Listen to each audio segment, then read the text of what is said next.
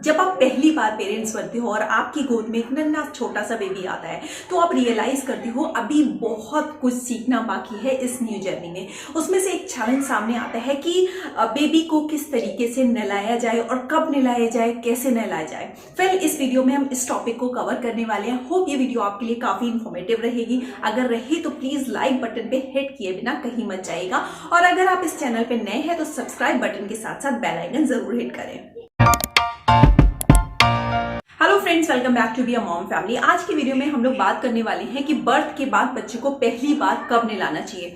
तो सबसे पहला पॉइंट जो है, बच्चे को पहले जो टाइम था उसमें बच्चे को फौरन जैसे ही बच्चे का बर्थ होता था उसके बाद उसको नहला दिया जाता था।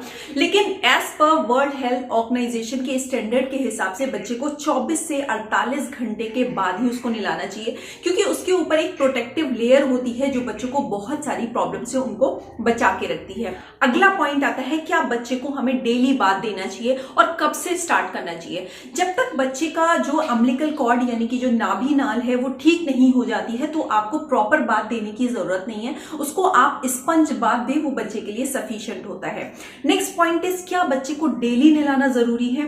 कोई जरूरी नहीं है कि आप बच्चे को डेली नहलाएं, क्योंकि बच्चों की इतने छोटे बच्चों की कोई ज्यादा एक्टिविटी नहीं होती है, बच्चे गंदे ज्यादा नहीं होते हैं। तो उस दौरान अगर आप एक हफ्ते के अंदर 3 बार नहलाते हैं तो वो बच्चों के लिए सफिशिएंट होता है। आइए अब हम लोग बात कर लेते हैं कि बच्चे के बर्थ के बाद पहली बार नहलाने में डिले क्यों करना चाहिए, उसके क्या फायदे हैं और उसके क्या क्या रीजंस हैं। वेल, ज्यादातर हॉस्पिटल इस स्टैंडर्ड प्रोटोकॉल को फॉलो करते हैं। वो या 1 या 2 दिन के बाद ही बच्चों को नहलाना प्रेफर करते हैं। It is believe that it is a safe choice for a new born baby. और इसके बहुत सारे रीजन है जिसकी वजह से बच्चे को नहलाने में पहली बार डिले करना बेहतर होता है। इसका सबसे पहला रीजन है कि मदर और बेबी के बीच में एक बॉन्ड डेवलप हो जाता है। वेल, बच्चे के जो शुरुआती कुछ मिनट होते हैं वो बच्चे के लिए बहुत ज्यादा इंपॉर्टेंट होते हैं। जब बच्चे का मदर और बेबी का स्किन टू स्किन कांटेक्ट किया जाता है तो उससे बच्चे का टेम्परेचर कंट्रोल अच्छा होता है, बच्चा इजीली ब्रेस्ट फीड कर लेता है। उसके साथ में बच्चे का शुगर लेवल भी अच्छा होता है। बच्चे के पहले बात को डिले करने का दूसरा रीजन है कि बच्चे को ये बहुत सारे इन्फेक्शन से बचा के रखता है। एक्चुअल में जब बच्चे का बर्थ होता है तो उसके ऊपर आपने नोटिस किया होगा एक व्हाइटिश सब्सटेंस होता है जो कि एक लेयर की तरह होता है, जिसको वर्निक्स बोलते हैं। इसमें बहुत ज्यादा प्रोटीन होता है जो बच्चे को बहुत सारे बैक्टीरिया, बहुत सारे इन्फेक्शन से प्रोटेक्ट करके रखता है। अगर आप बच्चे को जल्दी बात देते हो तो बच्चे को बहुत सारे इन्फेक्शन होने का खतरा रहता है। इसीलिए आप कोशिश करें कि बच्चे को 1 से 2 दिन के बाद ही बच्चे को नहलाएं। बच्चे को देरी से नहलाने का तीसरा रीजन है कि बच्चे का टेम्परेचर कंट्रोल जो होता है वो अच्छा हो जाता है। जब बच्चा वूम में होता है तो उस दौरान उसका टेम्परेचर होता है 98.6 के अराउंड में। लेकिन जब बच्चा दुनिया में आता है, वो बाहर आता है, तो उस दौरान लगभग मोस्टली केसेस में बच्चों का जो टेम्परेचर होता है वो 70 डिग्री के अराउंड में होता है। इस दौरान अगर आप बच्चे को नहला देते हो तो बच्चे का जो टेम्परेचर है वो बहुत ज्यादा ड्रॉप हो सकता है, जिससे उसे हाइपोथर्मिया नाम की प्रॉब्लम हो सकती है। बच्चे के पहले बात को डिले करने का अगला रीजन है कि बच्चे का शुगर लेवल जो है वो नॉर्मल रखना। बच्चा जब वूम में होता है तो उस दौरान जो प्लेसेंटा होता है उसके शुगर लेवल को कंट्रोल करता है। लेकिन जब बच्चा बाहर आता है, बाहर के एनवायरनमेंट में वो एडजस्ट नहीं कर पाता है। ऐसे में अगर आप उसको बात देते हो तो उसका स्ट्रेस हार्मोन रिलीज होता है, जिसकी वजह से बच्चा जो होता है उसका शुगर लेवल बहुत ज्यादा डाउन भी हो सकता है। बेबी की फर्स्ट बात को डिले करने का अगला रीजन हो सकता है कि बच्चे का जो मॉइस्चराइजर, नेचुरल मॉइस्चराइजर है जो वर्निक्स के रूप में उसको कंट्रोल करके रखता है, उसको प्रोटेक्ट करके रखता है, जब आप बेबी को बात दे देते हो तो बच्चे का जो नेचुरल मॉइस्चराइजर है वो उससे दूर हो जाता है। इसीलिए बच्चे के बात को डिले करना बेहतर होता है। आइए अब हम लोग बात कर लेते हैं कि पहली बार बात देते वक्त आपको किन चीजों का ध्यान रखने की जरूरत है, क्या स्पेशल टिप्स हैं बी अ मॉम चैनल की तरफ से। सबसे पहली चीज, आपको राइट टाइम का इंतजार करना है। आपको जल्दबाजी नहीं करनी है। बच्चे को हॉस्पिटल में ही 1 या 2 दिन के बाद नहला दिया जाता है। ऐसा जरूरी नहीं है कि आप उसको उसके बाद रेगुलर बात दें। जब तक बच्चे का अम्बिलिकल कॉर्ड यानी कि उसकी नाभि नाल जिसको टुंड भी बोलते हैं वो ठीक नहीं हो जाता है, तब तक आप उसको रेगुलर बात मत दीजिए, आप उसको स्पंज बात दीजिए। Now the next point is make it a routine. हमेशा एक रूटीन के हिसाब से चलिए, इससे बच्चा भी इस चीज को समझ जाता है कि अब क्या होने वाला है।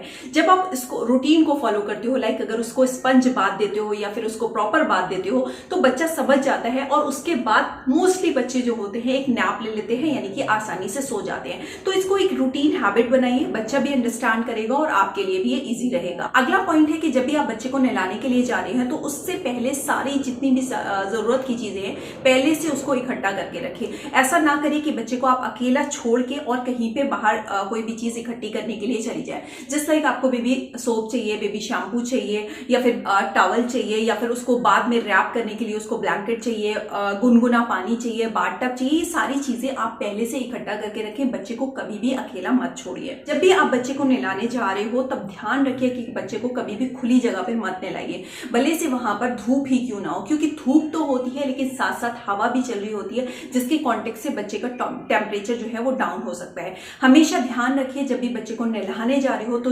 बाथरूम का टेम्परेचर कभी भी ठंडा नहीं होना चाहिए। वहां उसको पहले गर्म कर लीजिए। लाइक अगर आपके पास स्टीमर है तो उससे आप स्टीमर पहले से स्टार्ट करके रख दीजिए, या फिर आपके पास गीजर है तो जो आपका नलका है उसे ऑन कर दीजिए, जिसकी भाप से आपके रूम का टेम्परेचर जो होगा वो गर्म हो जाएगा। Now the next step is बच्चों के ऊपर ज्यादा सोप और ज्यादा शैम्पू को अप्लाई मत करिए। बच्चों को वही सोप और वही शैम्पू इस्तेमाल करिए जो हाइपो एलर्जिक हो, उसके साथ में उसमें हार्श केमिकल बिल्कुल भी ना हो। बच्चों की बॉडी के ऊपर आप बहुत ही कम क्वांटिटी शैम्पू की या फिर सोप की इस्तेमाल करें। इसके साथ में बच्चों के हाथ को और बच्चों के डायपर एरिया को अच्छे से क्लीन करिए। Now the next point is कि बच्चों का जेनाइटल एरिया को अच्छे से क्लीन करिए। बच्चों का जो डायपर एरिया है उसे प्रॉपर क्लीन करना जरूरी है। आपको ये समझना जरूरी है कि बेबी गर्ल के प्राइवेट पार्ट को किस तरीके से क्लीन करना चाहिए। इस पे मेरी सेपरेट वीडियो, उसका लिंक आपको डिस्क्रिप्शन बॉक्स में मिल जाएगा, उसको देखिए, उससे आपको पता लग जाएगा कि बेबी गर्ल के प्राइवेट पार्ट को किस तरीके से क्लीन करना चाहिए। कभी भी बच्चे को मतलब बहुत ज्यादा तेज से उसको रगड़ना बिल्कुल भी नहीं है। बच्चे की जो फोर स्किन होती है उसको पीछे की तरफ पुल बिल्कुल भी मत करिए, क्योंकि मैंने बहुत सारी ऐसी वीडियोस भी देखी हैं जो आपको सजेस्ट करते हैं कि फोर स्किन को पीछे की तरफ खींचिए बहुत ज्यादा, जिससे उनकी जो स्किन है वो ओपन हो जाएगी। लेकिन आप ऐसा बिल्कुल भी मत करिए। जो भी आपको करना है डॉक्टर के कंसल्ट के हिसाब से करिए।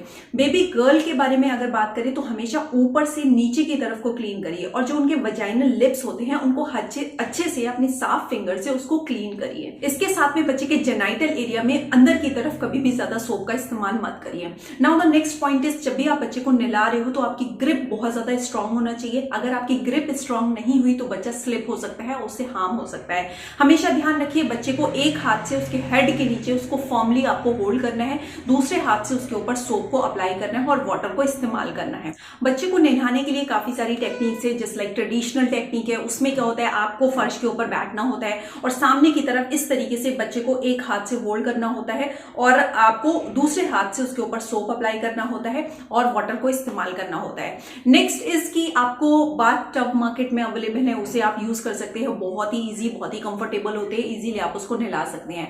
बेदिंग चेयर मार्केट में अवेलेबल है, बहुत ही कंफर्टेबल होती है, नेट की होती है। उसमें इजीली आप बच्चे को लेटा दीजिए, लेटाने के बाद एक हाथ से उसको नहलाते रहिए, लेकिन ध्यान रहिए उस पे भी आपके बच्चे की ग्रिप जो होना चाहिए वो अच्छी होना चाहिए। हो सकता है कि वो बच्चा स्लिप ना हो जाए। Now the next technique is sponge bath. जब तक बच्चों की अम्बिलिकल कॉर्ड ठीक नहीं हो जाती तब तक बच्चों के लिए बेहतर ऑप्शन होता है उनको स्पंज बाथ देना।